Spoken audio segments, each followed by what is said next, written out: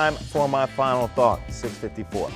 A video posted to social media of a warehouse full of unused disaster relief supplies has rocked Puerto Rico. The footage streamed to Facebook over the weekend by Lorenzo Delgado Torres, who calls himself the Lion of Accountability, shows a warehouse filled to the rafters of bottled water, baby formula, diapers, propane, and portable stoves, sitting on pallets just waiting to be distributed.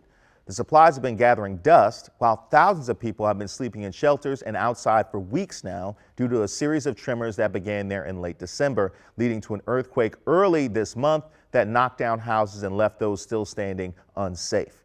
After seeing those videos, those same people showed up to the warehouse to help themselves and their neighbors to the needed supplies and to try and get some answers from their government as to why they weren't handed out in the first place. Calling it unforgivable, Governor Wanda Vazquez acted quickly, firing the head of Puerto Rico's Office of Emergency Management, handing that agency's responsibilities to the National Guard. She also got rid of the Secretaries of Housing and the Department of Family, but her actions weren't enough to keep demonstrators from gathering in San Juan to demand her resignation and protest leaders who they feel have let them down following yet another disaster. Local government aren't the only ones to blame, though. The federal government and the current administration both have a hand in this.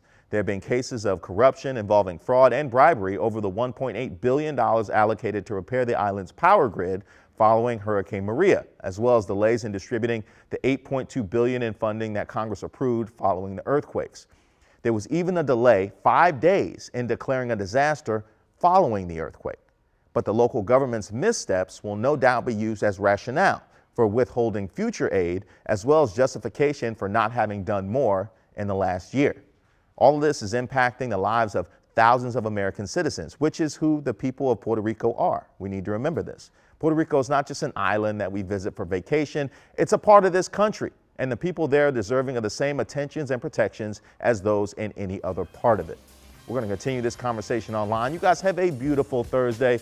Get on up, DC.